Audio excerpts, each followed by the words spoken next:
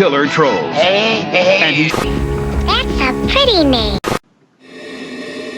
Welcome to the House of Horror. Eddie, you look pretty scary. Here you go, Eddie. Keep the change and buy yourself a new mask.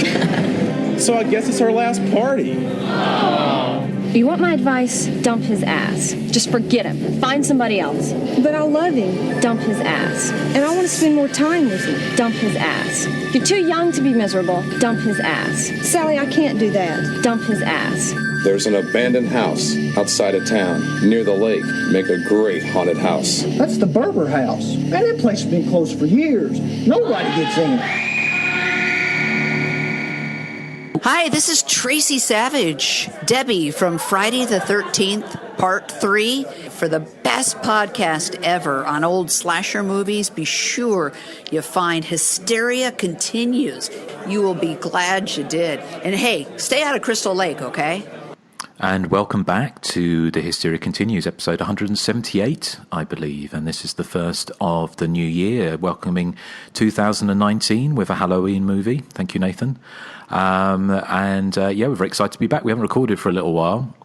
We've all been off for the holidays. Why don't you say thank you me? Yeah, it's Joseph's choice. Oh, is it Joseph? Come on. Well, sorry, I would pick I just presumed it was a Nathan choice. I would have, but the Alishans had pledged for it, so. Okay, fair enough. So apologies, Nathan. So it's the Alishans and Joseph to blame. Although, is it? Because it remains to be seen whether or not we actually like Hauntedween. It's the first film of 2019. So welcome back to the podcast. I hope you all had a good holidays, and we are looking forward to talking more slasher stuff, and we've got plenty of exciting things planned for the year.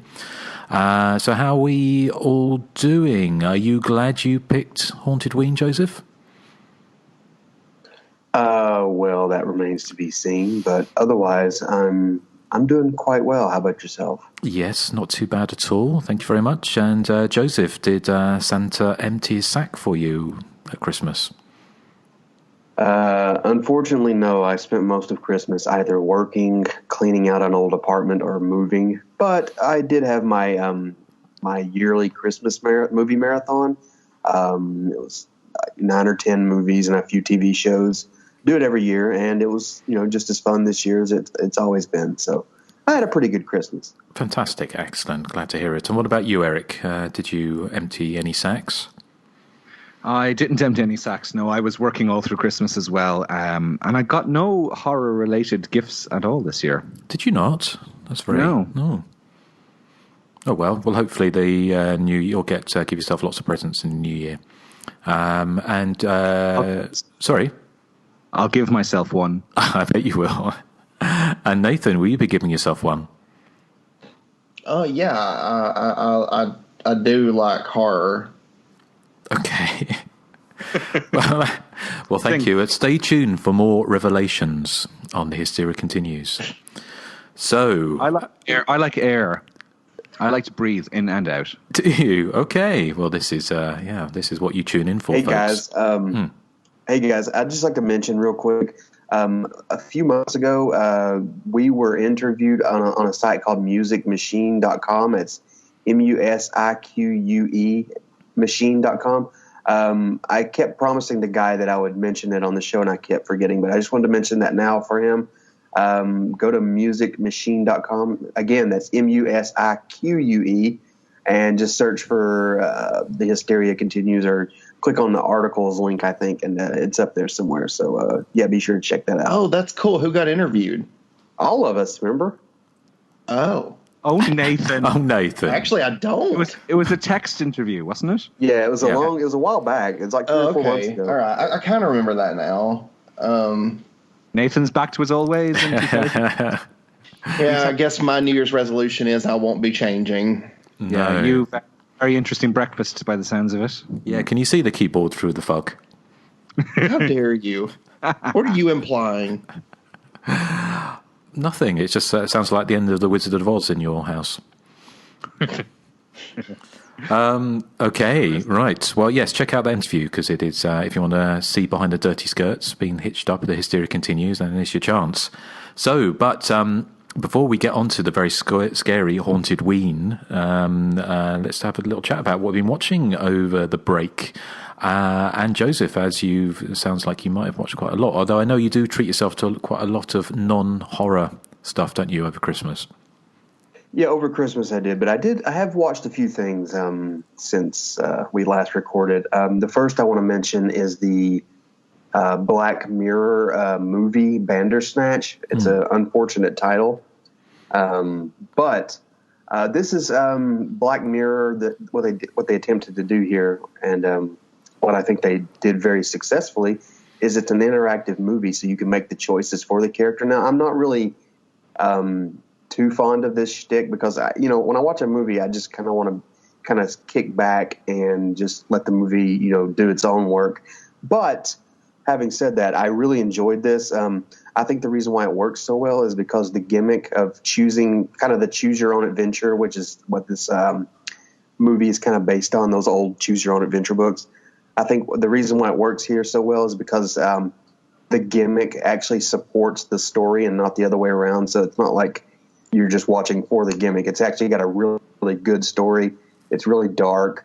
I think Black Mirror is kind of hit and miss for me. I mean, they do a lot of great episodes, but some of them are kind of clunkers. But this was really, really well done. I really enjoyed it, and I really recommend it if you are looking for something a little different. Although it's not exactly a new concept. It was done in the 90s, but just kind of very poorly with films like Mr. Payback and I'm Your Man and probably a few others that I'm not really remembering very well. But this was really well done. I imagine it's going to bring more kind of interactive stuff, out of the woodwork for Netflix. But it was a very successful experiment, and so yeah, go check that out. It's Black Mirror. It's called Bandersnatch. How many points in the film is there interactive elements? Well, a couple of them are kind of superficial. Like there's one point where the main character, his father, asks him if he wants Frosted Flakes or Sugar Pops for breakfast, and it doesn't really affect the outcome of the story. But a lot of the other stuff, there's a lot of stuff that obviously does affect the outcome of the story. For those, it's probably like 4 or 5 little instances where you choose, and then it'll veer off into a different tangent. It ties in with the plot line because the plot line is sort of about. It's based around that whole choose your own adventure thing, but it's kind of based around alternate realities and things of that nature. So it really works. Now there's one scene, Eric, I think you'll like. Is the main character sitting on a bus and he's going to a job interview, and it's set in 1984, so he's got like a Sony Walkman and he's got a couple of tapes to listen to. And one of them, I can't remember who it was, but the other choice is you can choose what he listens to. One of them, I can't remember who it was, but the other one was the Thompson Twins, and I think you were a fan of the Thompson Twins. I am a fan of the Thompson Twins. Yeah. Justin loves the Thompson Twins. I think you might enjoy this, Eric. You should check it out. I do, yeah. Whoa. What's going on? Sorry, I was just letting my pussy in. I was about to say a cat is what I'm thinking. But it sounds like a cat's knocking stuff over. No, it's just he was just outside the door, so I just let him in. Sorry. Joe, have you gone back and watched like any of the other versions? Well, the neat thing about this is, I don't want to spoil too much, but basically, like, say you're halfway through the movie and you choose a path that would end the movie really quick. It gives you, it gets to the end, then it gives you a chance to go back and choose a different path. It's really neat. Does anyone else saw it? Because I watched it the other day. No, I enjoyed it. It's great, but it's. I think it probably would have suited an hour show rather than an hour and a half. 90 minutes, I think, would have stretched the idea a little bit too thinly for me. But I liked it well enough. There's about 40 different times, isn't it?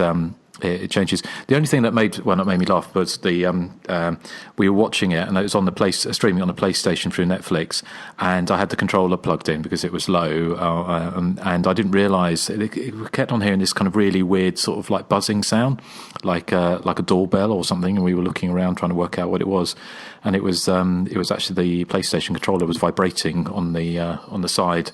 And we were walking around thinking there was some kind of weird sort of Black Mirror type thing happening, and it was just actually the PlayStation controller buzzing. So So it was art imitating life, imitating art, I kind of guess. But I liked it well enough. It's not. I think you'd really like it, Eric, because I mean it's set in 1984 as well. Yes. So there's lots. And the period design is really well done as well. Justin, did you choose the Thompson twins? Well, that was one of the things that we hadn't, because the PlayStation controller was out of juice, so that's why it was plugged in. So it basically, it's one of those things that if you don't choose it, it automatically chooses for you. All right, okay. So it did play the Thompson twins, yeah. But you won't like it that awesome. Another character in the film says, when the character chooses Thompson twins, he says, what you listen to is the Thompson twins. You don't want to listen to that, and he gives them a list, including Bauhaus. So no way, yeah. No, I'm not making that up. I remember now the other choice aside from Thompson Twins. It's like a compilation, and I think when you choose it, it plays the Eurythmics. I think what's it called? Like Lovers Do, or what's that song called? Here Comes the Rain. Yeah, Here Comes the Rain. I think that's it. Yeah. Mm. So yes, that's one. It's really neat. It's a really neat experiment, and I kind of look forward to seeing what if they come up with some more of these. Cool. Excellent. And the film itself is kind of sci-fi, is it? Yeah. Yeah, it's sci-fi. It's got a few horror moments. There's a couple of really good jump moments. I don't want to spoil it, but it's there's an instance where the main character, depending on what you choose, he might or might not end up taking LSD. So he sees a couple of things, but it's really interesting. I recommend checking it out, Eric. I will indeed.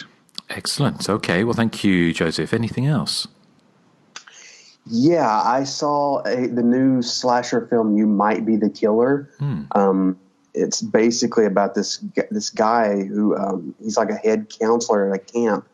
And the film opens, after everyone has pretty much already died, and he calls his friend who works at like this record shop. And she's like a huge slasher movie expert. And, he calls her and he's like, hey, a killer's out here and he's killed everybody. What should I do? So basically the whole movie is her, going through slasher movie cliches like, this is what you should avoid while talking to him on the phone. And I like the premise, but I couldn't really get into the movie. I think it's too glib. It's, the humor is just too like punching you in the face and it never really stops. And another thing is that the main character, he's such a sad sack that I couldn't relate to him at all. This is like a good premise in search of better characters, I would say. It could also have been a little shorter. It's like almost 2 hours long, which is, way too long for a slasher film. Overall, it's not bad. It's really well made. It's an interesting premise, but I couldn't get behind any of the characters. The jokes just keep going over and over. And I really wanted more of the, just more slasher stuff. I mean, if they would kind of boil it down just to that, and kept all the ha humor out of it, I might have liked it a little more, but it's not terrible. It's just not really my cup of tea, I guess. Okay, I've heard of it and I've seen the poster art, but I haven't seen it yet. I don't think it's out on channels here. Has anyone else seen it? No. Okay, well, thank you, Joseph. Anything else? No, that's it for this week. Okay, well, thank you very much. Nathan, how about you? What did you catch up with over the break? Well, I did watch my usual, Black Christmas. I had to watch it. It's like a staple every year. But aside from that, I watched The Bird Box on Netflix. And I'm sure everybody's heard about it. It's the movie where, basically if you see whatever these things are, if you actually see them, then they'll make you kill yourself. So you have to stay blindfolded. I thought it was good. I really enjoyed it. My main issue that I had with it is that I felt that it was a little too long. I just thought that maybe 90 minutes would have been better fit for this story. Hey, Stripes. He's vocal today. Yes.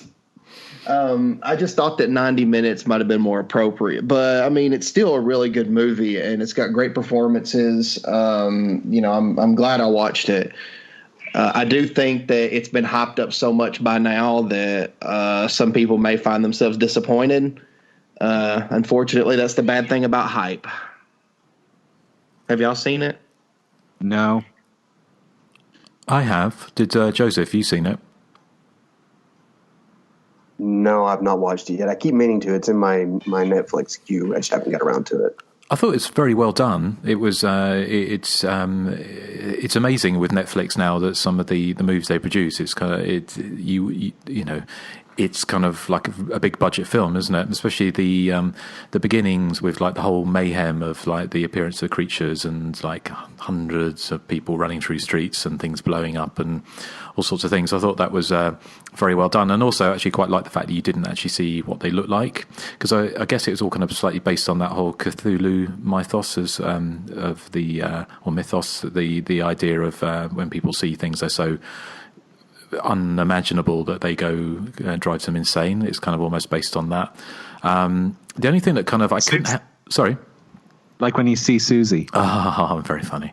The only thing that put me off, because I've seen it twice now, actually. I saw it once here, and then when I was back in the UK over New Year, I saw it with some friends, and I couldn't, in between, I'd heard this thing about Sandra Bullock. Have you heard about her facial? No. Well, she's apparently... got a face? Well, she's got a face, yes, but no, she was on the Ellen show, and she said apparently there's this new craze for this kind of... it's basically they rub the enzyme on their face that's taken from the foreskins of young boys, and Sandra Bullock basically rubs the foreskins of young Korean boys on her face to keep it wrinkle free. So I was watching the movie all the way through, and I was thinking the second time, and I was looking at her face and thinking that's very strange. So, but apart from that, I kind of quite liked it. I think it's, a lot of people are saying it's like a rip-off of A Quiet Place, but I think the book that it was based on was written before A Quiet Place came out, so it might have been a case of vice versa. Sorry? It sounds like it might be a kind of a rip-off of The Happening as well. Yes, I've seen some people saying it's a bit like that. I mean, it's very well done. It's very well done, but I think the ending's a bit trite. It's a little bit slightly fairy tale-ish, but no, I liked it well enough. What did you think, Nathan? Apart from you said it was, I agree, it was probably a bit too long, wasn't it? Yeah, I mean, I enjoyed it. I thought that there was a lot of good suspenseful scenes, but I kind of feel like you do. I feel like the ending probably, I don't know, it was a little too neat. I don't know how to phrase it without spoiling, so I don't want to say anything. But it's worth watching, though. It's definitely worth checking out. Cool. Excellent. Well, thank you, Nathan. Anything else? I also watched an amazing film that I absolutely loved. It's called I Know Who Killed Me, starring Miss Lindsay Lohan. I love that movie, too. Oh, my God. It's so good. Oh, my God. That movie's so trashy. I love it. I mean, I can't believe that I waited this long to finally watch it. But I watched it, and I thought... it's cheesy and hokey in a lot of places, but the mystery kept me very interested until the very end. I'm like, I thought that they actually did a good job with it. And the direction is very, I don't know, it's very Argento-esque to me, the way they have all these like crazy, like vivid colors and stuff like that. So I really liked it a lot. I mean, I thought it was amazing. That's one I really need to catch up on. I haven't seen it for a long time. Is it about 10 years old, 12 years old or something? Yeah. 2007 or so, wasn't it? Yeah. Do you remember liking it, Justin? I think so, yes. I remember it being... Because when it came out, it was wasn't it supposed to be like Lindsay Lohan's transition from child star to adult actor? Well, not adult actor, but, like an adult role. And it was her kind of big coming out and this kind of, amazing thriller. And it sort of turned into that year's Showgirls. It was totally trashed by the media, which is why I think it was a couple of years after before I caught up with it. But and now it is trashy and it's all over the place, but it has the feel of a giallo. It has that real far-fetched Scooby-Doo style plotting, which I love. Oh yeah, I mean it's. I just thought it was great, and it's a shame that it got trashed so much by the critics. But then again, I also think Showgirls is fantastic.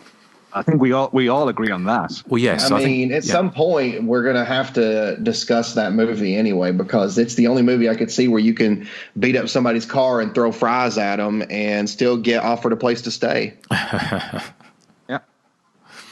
Well, we have a whole series of Patreon exclusives coming up, which that might be quite a good fit for. So we'll talk a little bit about that a little bit later in the show. But I think that's it for me. I feel like there's more, but my brain is not functioning. Yeah, we know why. Yeah. Oh no!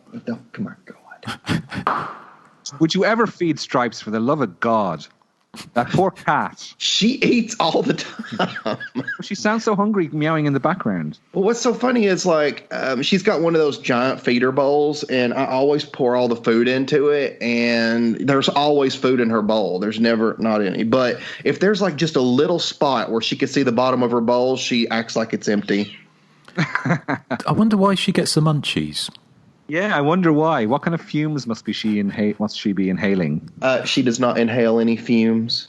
No, secondhand fumes. No, because I blow the fumes to the ceiling, and she's too short. She's on the floor. Well, there you go. That's our lesson in a science lesson for today. So, thank you, Nathan. What about you, Erik? Okay, I saw very little because I was away for a big chunk of December. We recorded last, I think, at the end of November. So it's only in the last week I've sort of started watching a few films. I saw, despite your scathing review, I sat down to watch The Nun, which is the sort of pointless, plotless Conjuring spin-off. Everything you said was right about it, Justin. It's more concerned with non-stop set pieces than it is with actually structuring a proper film. It seems to consist of the one same set piece over and over again, which is sort of our two heroes go into a church or a chapel of some kind, and there's a nun kneeling down with her back to them, and they sort of say something like, "Sister, can you tell us why these mysterious things are going on in the church?" And then the nun turns around and she's got a demonic face, and there's a jump scare, and that just seems to repeat itself over and over and over again. There may have been some semblance of a plot in there. I couldn't actually figure one out. It just seemed to be scary nuns in a church is all it seemed to be. I don't think I've ever seen a major Hollywood movie that's so devoid of an actual storyline than this one. So yeah, The Nun it's probably to avoid. Yeah, I think there's fireworks going off here, so if you can hear those in the background, it's not it's not a drive-by shooting. Well, I hope not anyway. At this time of the day. Sorry? Well, it's this time of the day. It's Three Kings here, which is their big kind of Christmas thing. So there's all sorts of things going on. Well, I'm hoping that's not a drop. Well, if you hear me running, screaming, and the cat's making a noise, then something's horrible's gone wrong. But I think it's just fireworks or bangers. But yeah, The Nun is. I have no great desire to go back to watch it again. No. And that was it really for the horror stuff I watched. The only other thing I watched that might be of interest was the Quiet Earth, which I got on Blu-ray from Arrow. This is a 1985 New Zealand movie, but it's more, it's definitely a sci-fi thing. But the reason I'm bringing it up is it has a lot in common with Night of the Comet, which I know is a film we're all kind of fond of. The Quiet Earth is kind of a New Zealand version made in 1985. There's some cataclysmic event happens and seems to wipe mankind off the face of the earth in the blink of an eye, except apart from one man, and we see him slowly going mad as he struggles to cope with his newfound isolation, including running around in a woman's nightie around a sports arena, which is a standout sequence in the film. It's probably less bubblegum than Night of the Comet, but it still has kind of a sense of humor. It's a bit darker. But it's definitely much more of a sci-fi film, and it has the most incredible final shot, which is actually given away on the cover of the Blu-ray. But I thought it was brilliant. I'd seen bits of it before because it was on BBC Two's Moviedrome back in the 90s, and I remember watching bits of it.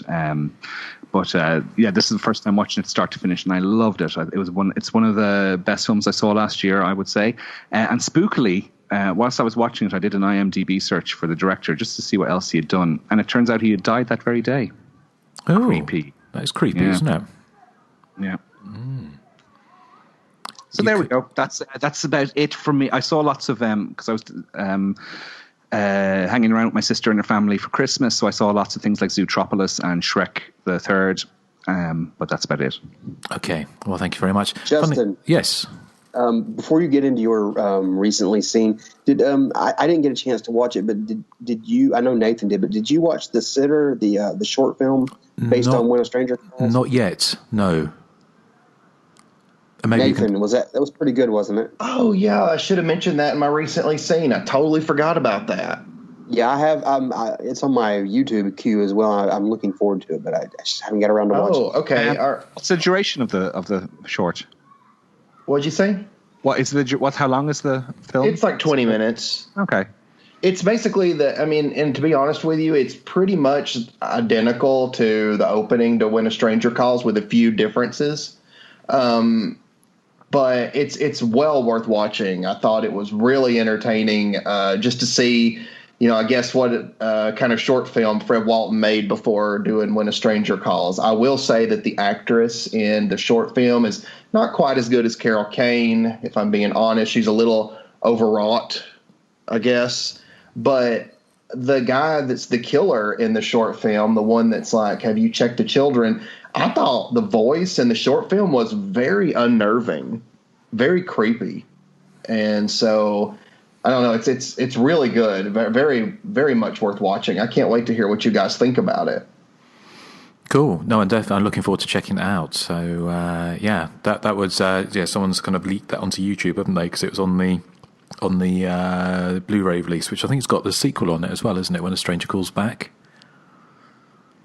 And I love that one too. When a Stranger Calls Back has a very scary opening. Yeah. I don't like A Stranger Calls at all. Huh? I don't like When a Stranger Calls, the film, at all. I like the opening and the ending. The middle portion really drags. Well, that's one thing. You didn't even like the opening, Erik? It's okay. I think Black Christmas is a whole lot better. Well, I would agree with that, but I still thought the opening for When a Stranger Calls is pretty creepy. I think it's kind of a rare. I didn't think the remake was particularly good, but I think the idea they had really was stretching the opening over a whole movie, or was better, wasn't it? I think it would have been a better choice to have done something similar with When a Stranger Calls, the original, rather than that hour in the middle of this kind of slightly depressing character study. Yeah, I would agree. I think the middle of When a Stranger Calls just feels, to me, watching it honestly feels like padding to me. It's like, let's pad this out into a feature-length movie. Whereas I think that the opening 20 minutes is perfect as is. Yes.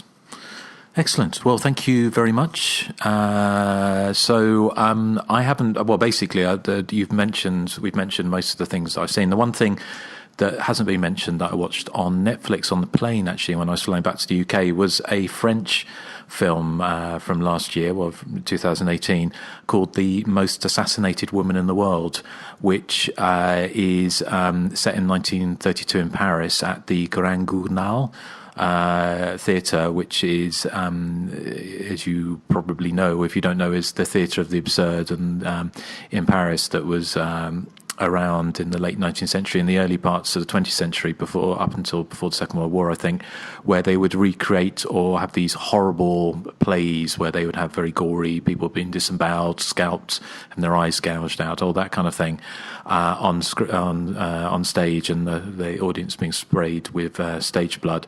And it's based around the woman called Paula Maxa, who was assassinated or killed 10,000 times on stage. And in this, she starts being pursued by this kind of Jack the Ripper-esque sort of shadowy figure who starts murdering people around Paris in kind of gory slasher style murders. And so she's, so there's all this kind of stage blood, although it's all quite convoluted and it's a bit art house. So it's not a big slasher movie with chases around the theatre and things like that. Very French kind of art house cross with the kind of theatre of the absurd, and sort of a little bit of kind of slasher movie thrown in there. But I enjoyed it well enough. I thought it's very gory, very beautiful to look at, and it was interesting that they had the theatre was there was loads of protesters outside saying shut down with this kind of filth kind of thing. So it just goes to show there's no such thing as it's outrage has always been out there for these type of things. But if you're kind of curious for something slightly a little bit different and you don't mind a bit of French kind of art house, and obviously in French language, then you could do worse and check that out on Netflix. So I take it no one's seen it, have they? No. Don't think it's one I'm going to be seeking out. No, I don't think it's not up your alley. No, I like things up my alley. Well, we know. It's not quite a Jean Cocteau, though, Erik. Really? Oh, No. Well, then I have no interest. 'Cause I'm mad about Jean Cocteau. Well, I know you are. Okay, well, that's everything we have seen. Well, mostly everything we've seen over the last few weeks since we recorded last. So I guess that means it's time for Hauntedween. And Joseph, it wasn't a trailer, was there? So I think you sent through some dialogue. Is that correct? Yeah, I believe. Yeah, I could not find a trailer anywhere. There may be one out there. I just couldn't find one. But this is dialogue from the film. This is the Hanks character. I have more to say about him, but I'll do that after you play the clip. Okay, here we go. Let's get to the problem. We are going down unless we find some money fast. Man, I wrote him a letter and told him we were having a few problems. Well, Hanks, what did you say in the letter? To whom it may concern. Man, we're having a few problems. Sincerely, Hanks Treasure. Man, I don't know how you came to be treasurer. Hell, listen, you nominated me. I did? I did that? Hey, let's have a car wash. Oh, man, I hate to wash my own car, much less somebody else's. Let's steal the car and sell it. Guys, the last time we had a car wash, we only made $120. We can rake the neighbors' leaves. It's that time of year. Man, we're not in college to work. We're in college to use our minds. Let's rob a liquor store. Everybody does it. 20 years ago, a deadly accident forced Eddie Berber from his home. Guess what? Eddie's homesick. When Eddie was younger, he never got his chance to be a part of the family business, the Berber haunted house. Now that he's home, he wants to play. He tells a college fraternity they can use the house as a fundraiser. While the Sigma Phi's prepare their rooms for fun and thrills, Eddie prepares his special room for blood and kills. As cries echo from the house, you wonder, are they screaming for their life or cheering for their death? I'd seen Hauntedween many, many years ago, and I kind of had it in my mind going into it for the show that this was a Nathan pick through and through. And in a way, I guess it kind of is. But I was actually thinking that this was a kind of a shot-on-video bottom feeder. But imagine my surprise that this was actually a halfway competent regional, albeit kind of a late regional slasher film shot on 16mm film with some very quirky characters and some pretty interesting locations. I mean, I actually liked all the characters here, even the Hanks character with his unfortunate accent and I guess the bombastic speech inflections. He's even kind of endearing in his own way. And there's one scene I really loved where this girl is walking along the side of the old Berber house, and the camera kind of follows her in this, follows her profile shot in this really well done tracking shot as she's walking alongside the house. And I hate to say this, but we do spoil the movies anyway. But this scene right here, it actually surprises you with a pretty effective jump scare, and it got me. And a lot of these movies, the jump scares don't really get me anymore, but this one's kind of unexpected. And the whole movie's kind of like that. I mean, I went into this thinking, oh God, I'm really not looking forward to covering this because I know it's going to be crap. But honestly, this movie's not. It's crap, but it's really good crap. I had a lot of fun with it. I think there's some heart behind it, and you can kind of tell that as we get into background info that the director and the writer-director, I think he had a real passion to get this film done, and it really shows with a lot of the quirky, kind of snappy dialogue and a lot of the weird little character moments. I kind of wish it's not a very long movie at all. It's only 85 minutes, but I think it kind of plods along a little bit. I think some of the murders could have been kind of spaced out a little more because as it stands, they don't really happen until the last 20 or so minutes of the film. But, overall, this was a pleasant surprise for me. I mean, it really was. And, I like when you go back to an old movie that you haven't seen in years and you remember it being really crappy, but it actually turns out to just kind of blindside you with, I wouldn't say how good it is, but how, watchable it is. So, thumbs up for me. I actually enjoyed Hauntedween a lot. It's not a movie I would probably be in a rush to go back to, but I will see it again. But for now, I do have a lot more to say, but for now, I'm going to turn it over to Nathan. Oh, I love the Southern accents in this movie. It really reminds me of my childhood. And I'm a big fan of Hauntedween, of course. I mean, is anybody surprised by that? Probably not. I think that, well, Erik said something funny when we were watching it, that Eddie's mother reminded him of Miss Hazel Tankersleeve, which she totally would have done a scene like this for me if I had asked her to. This little heart attack sequence that she has, which unfortunately pushes Eddie over the edge even further, even after he's already committed, a murder. He has that Darth Vader no moment. That no. I love that shot, and I believe you were mentioning it, Joseph, where the character of Mel is walking by the house, and there's just a moment where there's something there and then not there anymore, and I'm trying not to spoil that, but yeah, I just thought that was so well done. It was so well done that I was really surprised at that moment. I was like, oh, that's really cool. I like that. I love this idea of, they're throwing this haunted house, but the kills in it are real. It's not what I would consider like a slasher film, in that it's not like he traps all of them in the haunted house and kills them one by one. It's more like he traps them in a display and he's killing them in front of people. And they're all cheering because they think it's part of the haunted house, but it's obviously not. Hey, Stripes, yeah, I was talking to you, of course. But he's actually killing them for real. I love the baseball bat knocks a guy's head off, which I thought was hysterical. One thing that I think is great about the movie is I feel like everybody that is involved in it is having a really good time, and there's a lot of fun being had. And so I think it translates to the screen very well, because I had a lot of fun watching it, and it's it doesn't really deserve to be as unknown as it is, because there are movies that are more well known that are just boring beyond belief. And this movie, I wouldn't consider it boring. Like Joe said, it does kind of the pacing is kind of off in some spots, mainly because you have the opening kill, and like Joe said, there's not really another kill for 50 minutes into the film. But that being said, normally I probably would have been bored during this time frame, but I still was interested in their little relationship drama and their frat house raising money storyline. I don't know why. It just held my interest, I guess.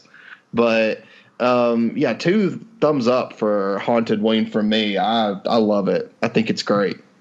Yeah, I like how as I was saying, I went into this thinking, oh god, this is going to be another shot on video shit pickle, and you would be correct in thinking that it was, because the opening kind of title card is shot on video. So I'm like, oh no, here we go. But then it switches over to the 16 millimeter format.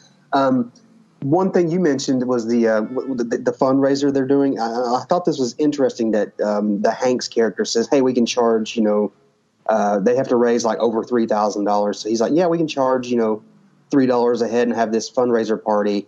And I'm thinking, you're going to have over 1,000 people in this house. But the film is actually smart enough to kind of acknowledge how dumb of a plan this was. So that's another little kind of effective, surprise that the movie seems to, follow that template that it knows it's dumb. It's not self-aware, kind of snarky. It's kind of self-aware, lovingly. I was, pleasantly surprised at that. But Erik, what did you think? Well, I think I had the exact same reaction to you, Joseph. Just the title alone, I didn't even have to read anything up on the film. The title alone, Hauntedween, had me, had images in my head of shot on video rubbish. I was expecting something like, What's the one in where the actors go into the woods and they find a pine cone? That one, Hollywood's New Blood. That's what I had in mind when I heard the name Hauntedween. I thought, oh, that's what it's going to be like. And then when the opening credits come up and they're so shoddy and shot on video, I thought, oh, Doris Wishman, alarm bells were ringing in my head. So I was actually watching. I don't know if we were all aware. I was watching the 20th anniversary version of this film, which has a slight recut. There's a different opening. So there's this new prologue which shows us a scene that happens sort of 9 minutes later into the film, which I thought was a very odd choice. We see the killer as a young man running around chasing a girl in the haunted house, and then that same scene happens about 5 minutes later, which is weird because normally flashbacks happen much later into the film. So yeah, my initial thoughts after those first 5 minutes were, oh, this is going to be dodgy. However, that's the version I saw as well. The flashback just kind of happening really quickly. Yeah. Once it gets to the 20 years later section, though, things really improve for me. I love all that keg house hijinks. I mean, like Nathan, I found it kind of fun. When it wasn't being a quote horror film, I was holding my interest. The late 80s, fashions may have helped. There's permed mullets and tight stonewashed jeans, and although the first 10 minutes must presumably be set in 1969 or 1970, everyone still has permed mullets and tight stonewashed jeans. So there's no period detail as such in the film. I love the haunted house as well. At the start, there was one bit within the haunted house that I thought, oh, that would be Justin's idea of a luxury villa, because there was this graveyard set with lots of dry ice and fake gravestones and stuff. I thought, just love that. That's probably what your living room was like, actually. Exactly. It's where I'm sitting on a gravestone at the moment. Very good. Yeah. The Wi-Fi's not great in this graveyard, though. Oh well. Can't have everything. So while the film is a bit rough around the edges, I mean, you can tell it's a low budget movie for sure. But you can see there's lots of filmmaking talent there. We did a commentary track recently. I don't know if the Blu-ray has been released yet, for a film called There's Nothing Out There, which is probably of similar vintage to this. And again, although it's low budget, shines through in the sort of the technical aspects. You can see there's real filmmaking talent underneath, because the film has a pace, and it propels along nicely for its 85 minutes, and the writing and the pacing for me are on a par with a lot of big budget Hollywood slasher movies, and it certainly has a lot more going on plot wise than The Nun, which I was talking about earlier. And you mentioned all the camera movement. You've got not crane shots, but you've got dolly shots and sweeping panning shots, and it's more ambitious than your average regional low budget horror too. And that scene you were mentioning where the camera is following Mel along the side of the house and there's that jump scare, that stood out for me as well. So I'm glad to hear everyone else sort of spotted that as well. It was a very much a John Carpenter type moment, I thought. But my favorite parts of the film, I would say, are probably the non-horror elements. The making plans for the fundraising event, and I love the line of dialogue where Mel is talking to Sally about her problems with Kurt, and Sally says, "Come on, Mel, you can tell me anything. We've been friends for 7 weeks." It's like, wow, things move fast. And I love the rock band, The Side, who are playing at the Keg House. They're kind of this wonderfully bland garage band rock ensemble. The final third, when it gets to the haunted house and they start killing stuff off, I don't know. I can't pinpoint why I wasn't as interested in that final 20 minutes, because it seems to be doing everything right, but I just found I was twiddling my thumbs, going, oh, I'm finding this bit less interesting than the haunted house, or than the keg house hijinks from earlier in the film. It was a bit torture porny, or in a very sort of light way.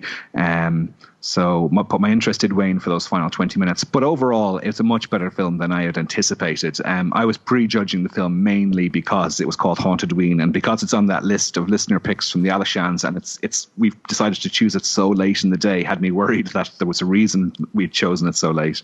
But I was pleasantly surprised by Hauntedween.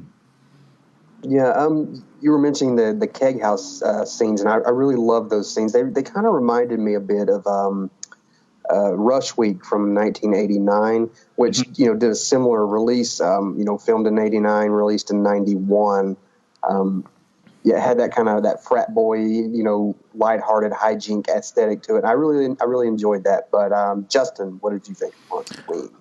Well, I think we're kind of it's a bit of an echo chamber in here, because I had very much the same reaction. I must admit, I wasn't particularly looking forward to it, and it was my first time at the Berber House. So again, when I saw those opening sequence, I thought, oh, here we go. But then as soon as I saw the tracking shot at the beginning, sort of across the front of the haunted attraction, I thought, well, actually, this isn't just a kind of pick a video camera and hold it static for an hour and a half. So I really enjoyed it. I thought it was, of course, it's low budget, shines through. But having said that, it also has like charm to spare. The cast are having a whale of a time, and they're all kind of likable in that kind of airheaded, sort of late 80s, early 90s kind of way, and it's very arch, it's over the top, but it doesn't become annoying. I think some of the characters could have the potential to be really irritating, but I didn't find them irritating. I mean, that doesn't have any great resonance, and so much it's not that it's the killings. I think the reason that I'm similar to you, Erik, is kind of what should have been the kind of like the great, sort of exciting ending to the movie. I think it felt a little bit flat, only because it was very repetitive. It was a killer would get some people in a room, then sort of torture them and cut them up or whatever in front of an audience until eventually they realise it's real. Because the scene where the guy gets his head knocked off with a baseball bat, you're thinking, if you're watching that, you might sort of put two and two together and think either incredibly good special effects or that really happened. But overall, I thought it was a lot of fun. At the beginning, it felt almost like the film being shot in real time, and I clocked that whole thing as well with the lack of period detail. It was almost like superhuman non-effort to do any kind of period detail at all with the flashback. It was almost like, well, we can't afford it, so we're not even going to try by putting up a Doors poster or having someone in a beehive or anything like that. It was just like, no, we are going to go with chunky knit sort of jumpers and big poodle perms, which wouldn't have been around in 1969 or 1971, depending on when the film was actually shot, which I'm sure we'll see a little bit later. I thought it was there's a few like knowing nods in it. It's like at the beginning, sort of about 20 minutes in, when you see the frat party, and you've got all of these really drunk frat boys like burping and chucking beer over ladies' t-shirts and stuff. And the young women are treating it as if they're chatting to Noel Coward. They're all laughing and going, "Oh, isn't this fun? Isn't this?" Rather than thinking, "What a bunch of pricks." So I thought that was either kind of the director was kind of really thinking, actually, ladies are really charmed by drunk frat boys, or it was kind of a bit of a knowing sort of nod. I think Blake Pickett, there was as Mel, who was the kind of the heroine, for want of a better part, who seems to survive being disemboweled and having a wrist cut, which I thought was quite a Herculean effort, was probably the most thespianly challenged in the movie. But she reminded me a little bit of the sister in Troll 2. She had that kind of delivery, which of course makes for very entertaining viewing. She reminded me of Rebecca Sharkey Wood, Lana, in Friday the 13th Part 5. I think it was more facially than anything else. Yeah, well, she's very blonde, but she wasn't. I think she went on to do some erotic movies later, kind of like that Skinamax type, not Anal Paprika. No, I don't think quite going that far. I don't think so anyway. But when I looked her up, she was all kind of things like angels with wings downstairs or something like that. What? No, I just made that up. I don't know. Well, I did. I tell you, just as an aside, because we've got this magic box here. I might have said this before, but I was just saying, we were talking with some friends the other day. It was magic box, which is we can watch TV channels from UK and various things, and it's possibly not entirely legal, we're not sure, but it comes up with all the titles as they get released onto the box, and but it has the XXX one as well. And it was the other day, it was kind of Antiques Roadshow Series 14, Call the Midwife Series 10, and then it was Punch My Chocolate Starfish 4. And and sort of like, nude nuns, overweight bliss, 42, things like that. And it'd be sort of... So you have to be careful when you've got guests round when you put on the box, just in case they think you watch things like that. Yes. So... Anyway, back to this. The only thing, so I enjoyed it. I thought it was, I wasn't sure what because I had it in Friday the 13th Part 5 as well, and I don't know if this was a kind of nod to it. Do you remember when the Leather Boys turned up in Friday the 13th Part 5 and their car breaks down and they're kind of dressed like kind of leather daddy sort of twinks?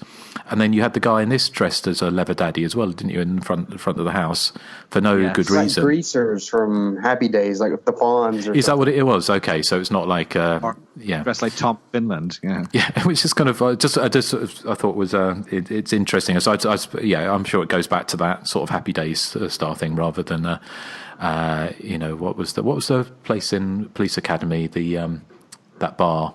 Oh, the Blue Oyster. The Blue Oyster, yes. But yeah, overall, I thought it was good fun. There was some kind of nice gore effects in there. I didn't think the killer. He wasn't really given much, was he? He was just kind of Hulk with a mullet. And I did because it seemed like nothing. If he hadn't accidentally killed that little girl at the beginning, I did like the fact that he impaled the little girl by accident and then decided to cover up his mistake, the accident, by chopping off her head with a machete.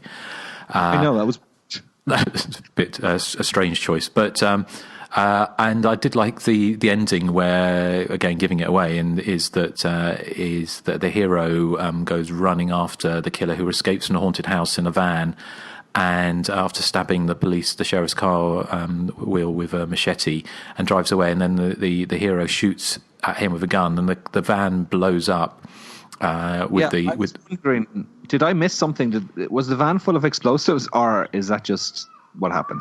I think it's just what happened. It just went up in this huge, and it stopped, and the killer or the hero is still standing there watching, and then the van literally is completely like a fireball. It's on fire, like massively, and then he starts driving off across a field. It's a bit like the fiery ending to Christmas Evil. The killer escapes in this kind of this massive fireball, which is an interesting choice, which would have led to perhaps, we talk about whether or not it did or not lead to Hauntedween 2, which I'm kind of guessing. I don't know if that was at the end of the original tape when it came out, that there was a promise of a sequel, or that was part of the fluff from the 2010 re-release. Oh, I didn't stay till the end credits, so I didn't see the. Yeah, so coming soon, Hauntedween 2. But then, of course, it wouldn't be the first slasher movie that promised a sequel, like Satan's Blade and others that never came to fruition. But yeah, no, that was I had a good time with it. I thought it was it looked like a blast to make, and it looked like everyone was having fun, and there was enough charm on screen. And skill, actually, with putting it together on a very meager budget, that it was actually, it was a blast for the cast and crew by the look of it, but also that translated to making it like a breezy 85 minutes, fun movie. So, yeah, so I think it's all round. I think it's all thumbs up from all of us, isn't it? Really, as long as you go in with your expectations checked, then you would have a good time with it, I expect. Yeah, this is. Go ahead, Eric. So I was just going to say, one thing I forgot to mention is that the character of Hanks, which you were mentioning earlier, he reminded me of certain someone. Here's Hanks from Hauntedween. Well, check this out. Some dude just came by and gave me the key to the Berber house. Which reminded me a bit of... Yeah, time. And even...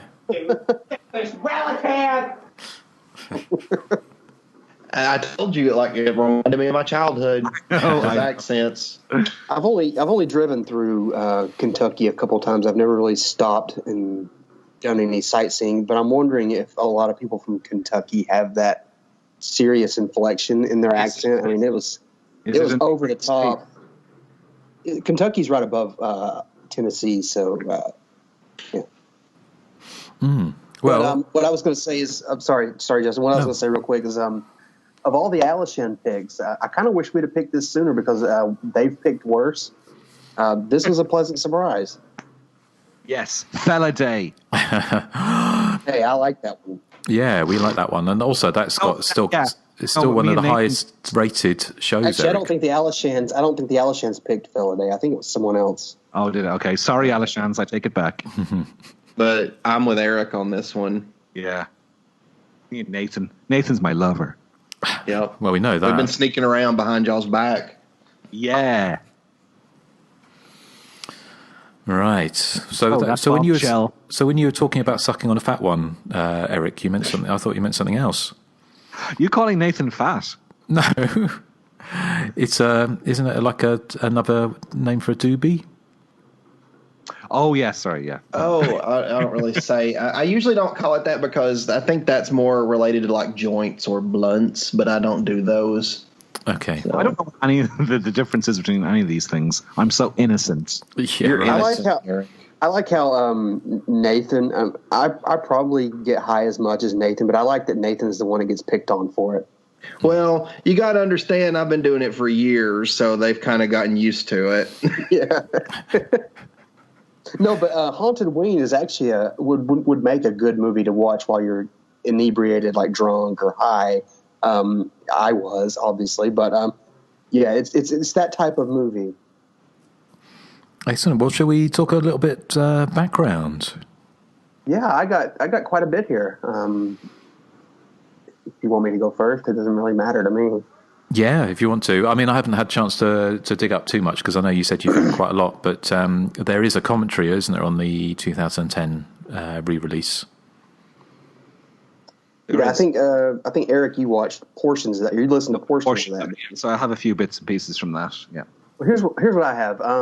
It was filmed in and around Bowling Green, Kentucky. Many of the actors were actually students at Western Kentucky University at the time.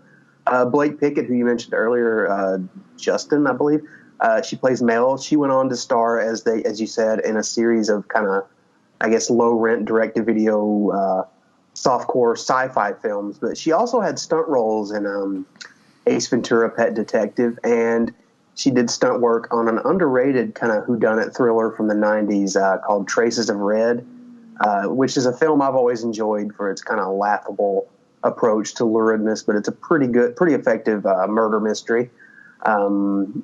Brian Blakely, who plays Kurt, he was miscredited as Brian Blackley in the film's opening credits, but he was properly credited in the closing credits.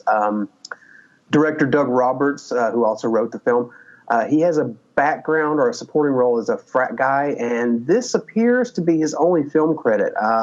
In fact, researching much of the cast, it appears that most of them didn't do much at all after this, or even before this.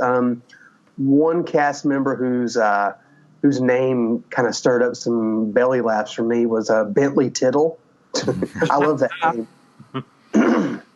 What was that, Erik? I just went, haha. Yeah, I like that name, Bentley Tittle. He was a set dresser on one of my favorite movies, Radio Inside, with William McNamara and Elizabeth Shue. And that was my number 2 pick when we did the top 3 non-horror films back on our Cutting Class episode. Miraculously, the film has an official website with merchandising for sale at hauntedween.com. There's not much else on the site, just a few little asides from the director, which I'll read out, but that's hauntedween.com. From the official website, the director's quoted as saying, "Hauntedween is a horror comedy made in Bowling Green, Kentucky. We filmed at WKU, the old Sigma Alpha Epsilon house, and a downtown warehouse for the interior scenes. We also use an old farmhouse in Rich Pond, Kentucky for the exterior scenes. This was the Berber house. Hauntedween took 23 days to shoot the principal photography and then another 2 years to complete. So I think I read it was 1989 to 91. It was a long production period. Anyway, he goes on to say it was shot on 16 millimeter film and transferred directly to video. We sold a little over 2,000 copies with a money-back guarantee. No one sent a copy back to us." And then he goes on to say, "Hauntedween was an independent film project of passion. After graduating with a film and TV production degree from WKU, I wanted to show Hollywood that we could make movies in Kentucky. It became my quest. More than 200 people worked on the film at different times. Without the help of the local community, it would have been impossible to make the movie. There were many local companies that helped us make our film. Hoshin's Markets, Domino's Pizza, Subway, RC Cola, Dixie Cream Donuts, the Capitol Arts Theater, Wilbur Sprouse, 107.1 The Gator, which is a radio station, I believe. Barry Williams, if that's the same Barry Williams that I'm thinking of, that's interesting. WBKO, and too many news outlets to name are just a few of the local supporters and folks that helped make Hauntedween. And that is all the background I have on the film. Okay, well, Nathan, what have you got? Nothing. Okay. Well, I'll tell you what. Hauntedween is actually a play on words because it's a haunted house, Halloween, Hauntedween. Get it? I never thought about it. No, it never occurred to me. So I did have something. Well, thank you. Thank you for that. Well, let's just take a moment to reflect. Anyway, Erik, what have you got? Okay, I've only got a few more bits and pieces in addition to what Joseph said. It was filmed in 1989. It was filmed in August of 1989, late summer. The scene in the cabin with the killer and his mother that happens sort of, maybe 10 minutes into the film, that was actually filmed in Tennessee. It was a cabin that belonged to a relation of the director, so they filmed it there. They wanted a kind of a rural location. The original title for the film was The Kill Room. But it was changed to Hauntedween. Partially, they say on the commentary track, it's partially inspired by the fact that they were filming a lot of it in Bowling Green, Kentucky, which is the hometown of John Carpenter. So they were paying homage to John Carpenter's Halloween, of course. If you've ever watched the end credits on Halloween, you'll notice that he credits the score to the Bowling Green Orchestra, I think it is, which is basically just John Carpenter on his own. But he wanted to make it sound like there was some kind of other people involved in the score. What else do I have? What's the actress's name again? Who plays Mel? Blake Pickett. That's it. Yeah. Yeah, because I've only scribbled down the notes here. She was also a game show hostess, kind of like Vanna White, on some show that was based out of Nashville. So she has a Tennessee connection as well. And the band, The Side, who play at the Keg House, they were actually a real band, and they were actually called The Side. And they provided 3 original songs to the soundtrack of the film. But he comments that he doesn't really know what happened to them, but he thought that they were very good and they had a lot of potential, and he thought that they would maybe hit it big, but I don't think they did. And that's all I have.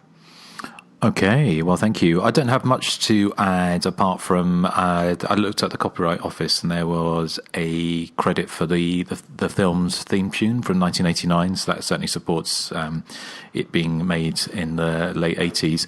I alluded to the fact that there was, at the end of the 2010 edition, there was a Lookout for Hauntedween 2. And as far as I know, it's never been made, but there was an Indiegogo campaign 4 years ago now to get the film made. And out of the $10,000 they were aiming for, they raised $385. So I'm kind of guessing that it didn't actually happen. And apparently it was due to start filming in July from filmmaker Dustin Ferguson with God. What? Do you know him? What? Oh God! Just keep going. Sorry. Okay. No, you have to. The sequel you're talking about is actually a fan sequel. Dustin Ferguson. I don't really know the guy. I mean, he's probably a nice guy, but he makes a lot of these fan sequels, and honestly, they're not my cup of tea. So I'll just leave it at that. I don't think it got made though, did it? Because I couldn't see any evidence of it. But apparently, the producer and director of the first one was on board. And I've got a page here, and it says Robertson. He says I'm not involved in the writing or any part of production. I simply have an agreement with him to call the movie Hauntedween 2. Originally, he was going to do a remake of Hauntedween, but then decided to do a sequel instead. Dustin seems like a good guy. I wish him all the best. And it was going to be called Hauntedween 2: The Revenge of Eddie Berber.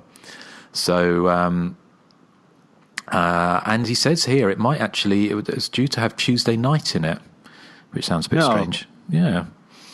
Well, Dustin, he's managed to land a couple of I wouldn't call them big names, but it's recognizable names, and his heart's in the right place. But I think the problem I have with a lot of his movies that I've seen, he did the Cheerleader Camp 2 sequel. The problem is that I hate to be this way, but they're just not very good, and they kind of drone on too much. And another problem is that he makes like 20 movies a month. I mean, I would rather someone make one good movie a year or one good movie every few years than making 20 or 30, kind of go the whole Trauma, Lloyd Kaufman route without the budget, making 30 movies in a month. I think that kind of hinders him. I think he's got the talent to, make something decent. I think he should kind of he can do what he wants, more power to him. But I think he would fare better if he focused on, a single movie over a long period of time, because I think he could really crank something. Good out. But it just kind of seems like he just kind of rushes through a lot of these things. I would be interested to see him do something, an actual full-fledged movie, an actual full-fledged production schedule, all that kind of thing. But, his heart's in the right place. If you want to try to make Hauntedween 2, more power to you, I guess. Well, it sounds, just reading through this article, it sounds he may have been putting a bit more thought into this one, perhaps. He said he was going for, wanted to make it a true sequel, though people would swear it was directed by Doug, the original director itself, and they said it would start 25 years in the future on Halloween and be filmed in Nebraska. But they would have a couple of scenes recreated from 1991. So, and also set around an upper haunted house, but attraction. So, but anyway, that didn't happen. Well, not yet, anyway. So maybe we will see Hauntedween 2 at some point in the future, but not at the moment. So, is that all the background we have on the movie? I believe so. Okay. Well, do you have to hand what people have been saying about the film on our Facebook group and various social media channels, Joseph? Yeah, I got a few things here. This is from our new forums, which are up. You should check those out. Mr. Palmer says, I don't like it. That's not shocking. Tuzotonic says, Hauntedween is an occasionally fun regional slasher movie from Western Kentucky. I'm a sucker for low-budget direct-to-video movies filmed with a local cast. I do enjoy the fact that, according to the movie, people in the late 60s dress and have the same hairstyles as people in the late 80s. I think you mentioned that, Justin. The theme song is rather catchy. Yes, there are some bad comic relief characters. I'm looking at you, Hanks. And the characters are really unmemorable, but the film has some heart. I actually think the characters are pretty memorable. But anyway, he goes on to say, the actors were probably people from the local college who wanted to be in a movie. A look on the Internet Movie Database confirms that Hauntedween was the first and last role for most of the cast. On a side note, no pun intended, The Side is one of the worst names for a band I've heard. What do you think, Erik? I think it's quite good. I like the name The Side. Yeah, I do too. It's kind of catchy. They're a bit crap, but I like the name. I kind of liked them. They were kind of catchy in that bad movie kind of way. Let's see. Kodiak Jack. It's Hysteria. No, they're not. Kodiak Jack, he says, I love this flick. The baseball bat scene is an all-time favorite of mine. The movie itself has a nice regional charm that's hard to replicate. I watch it almost every October. And, this is kind of a long one from Psycho Break 77. He says, some random thoughts on Hauntedween. The first 45 plus minutes, the film plays up two things, the annoying actors and the horrible comedy. After little Eddie murders the young girl in the beginning, the horror comes to a screeching halt. The film pads out some time with college tomfoolery and general fuckery. We get endless talks about schemes for different fundraisers to come up with money to renew their charter. I felt like I dozed off and they still were talking about fundraisers. At least the third act tries to liven things up. Our hero Eddie has put a secret kill room in the haunted house and has brought a bunch of strong, accented Kentucky kids there for their bloody demises. The patrons, having no idea that this is a real haunted house, eat this shit up with a spoon and tell Eddie what to do to these brats. The crowd's bloodlust is out of control as they yell ways to murder the hapless youths, and Eddie is happy to oblige. I do like how Eddie dons different masks to off these young adults one by one. Once the crowd realizes it's all for real, dude, they scatter like roaches, leaving the totally annoying jokester character to unsuccessfully burn him with a homemade flamethrower. I can't make this shit up. Which leads us to the most magnificent part of the whole film. Did you know an automobile can blow up if you shoot the back bumper? I think we mentioned that earlier, actually. They're just kind of repeating what we've already went over. It can. Don't believe me? Watch the movie and you'll see it happen. Eddie then successfully drives his dilapidated rape van away, even though it's engulfed in flames, and he is basically the Human Torch. The end. Or is it? Then it promises a Hauntedween 2 soon. I'm still waiting. Let's see. Over on Facebook, Blaine Geyser says, that art reminds me of Terror Train and the old Slaughter High VHS art. I'm assuming he was looking at a poster. Shane Lambert says, I've never heard of it. Baron Sardonicus, I like that name. Feels like the filmmakers just kind of gave up and tried to save the film in editing. It didn't work. Tim S. Turner says, oh man, I've never seen this one. Now I'm interested unless it's a Nathan pick. In which case I'll take some Dramamine and a stiff shot of Lagavulin. I don't know what that is. That's right. I said stiff. You're welcome, Erik. Matt Mentor, he says, this was made in my home state, but I'm not bragging. On Instagram, Tapes by Dawn says, God, I love this movie. And on Twitter, the Bitter Bastard Nerdcast says, never heard of this, but I'm interested in hearing what you gents have to say about it. Travis Davis says, I've never seen this, but that mask made me immediately think of Terror Train. Going to check this out. And finally, Jacob says, I really enjoy it, but I fully understand people not liking it. It could use editing. The DVD does have good features, I believe. I believe the director is still selling them on his website. And that is all the feedback we have for Hauntedween.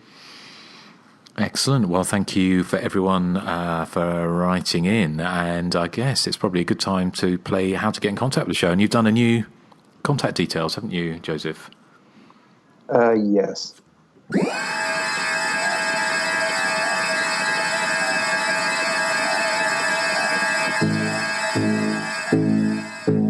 Thank you for listening to The Hysteria Continues.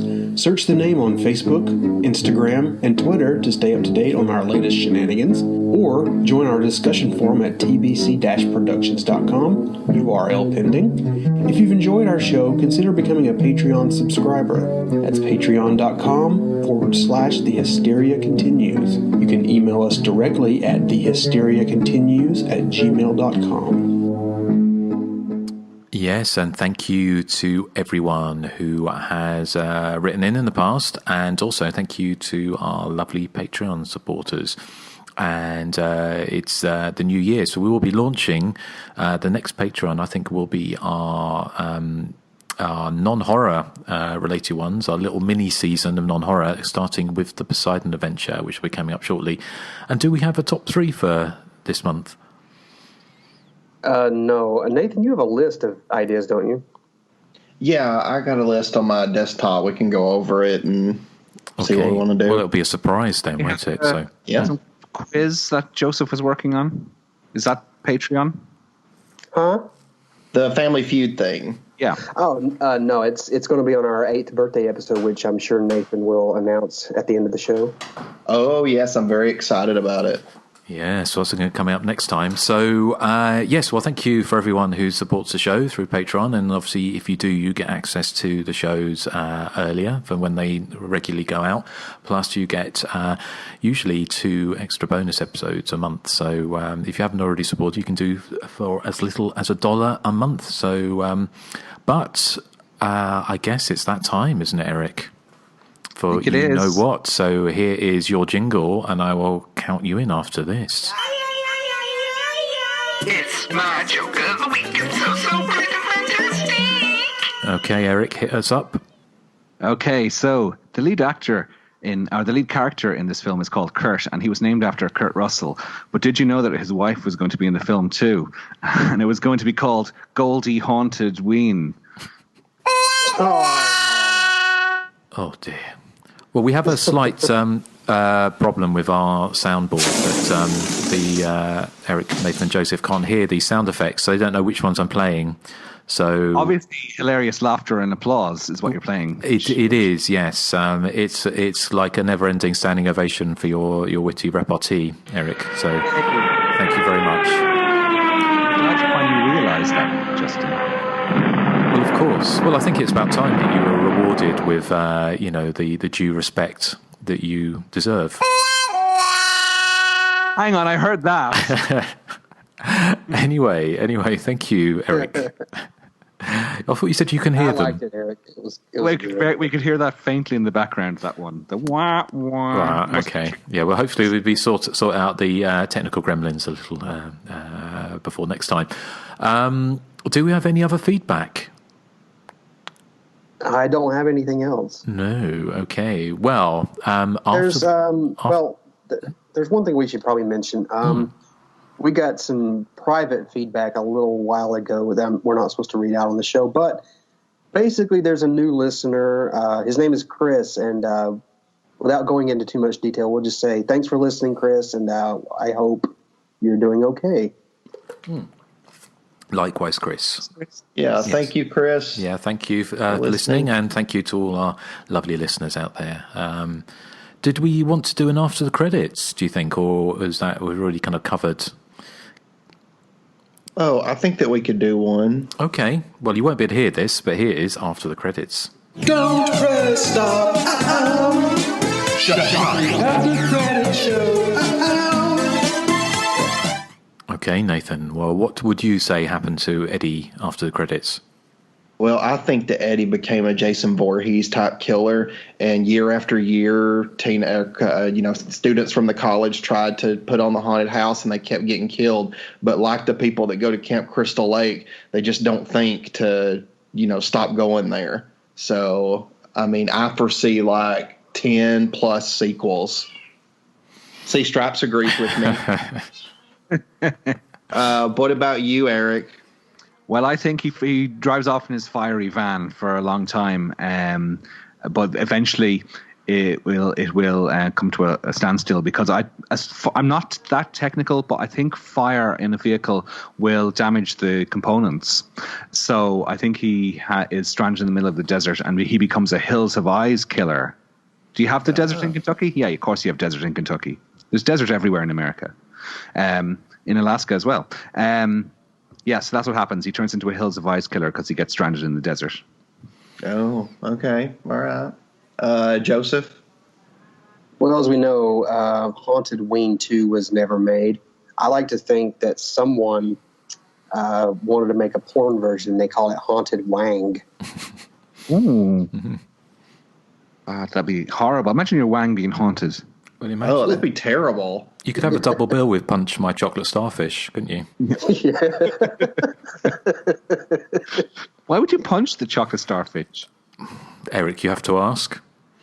Well, there's also that gay porn movie that Justin likes called The Hole. So it could be that Haunted Wang meets The Hole. Well, there's a serious accusation against Justin. Well, it is. I might have mentioned that before. Libel.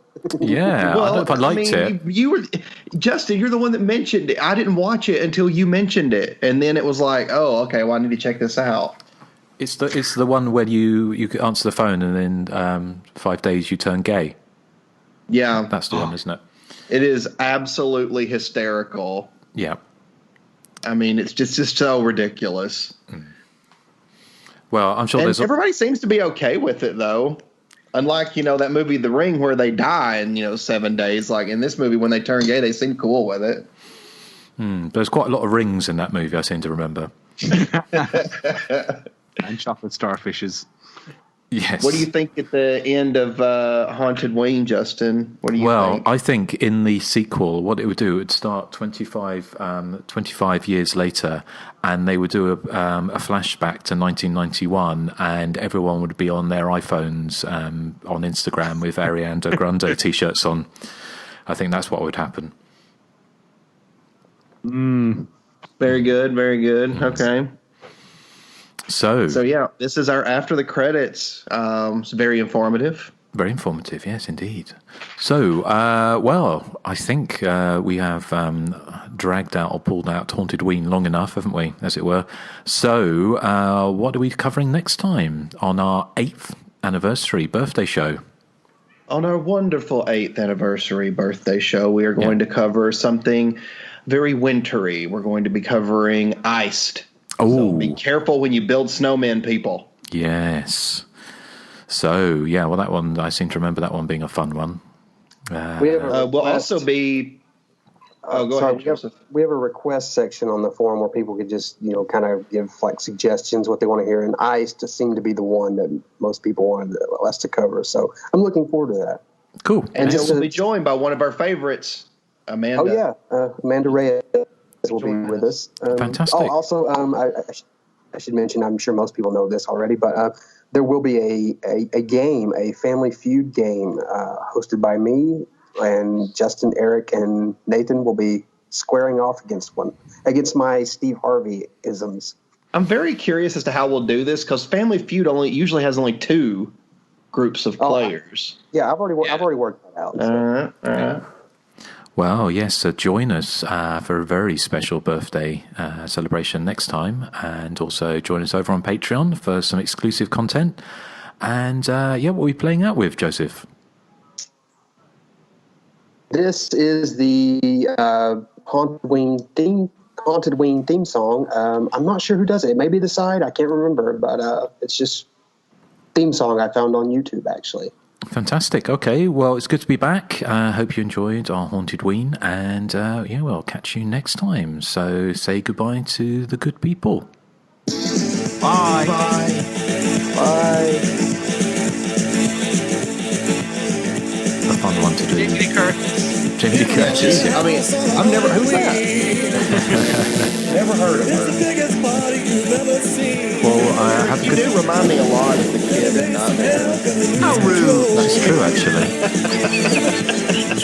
We're just dying. Start the show.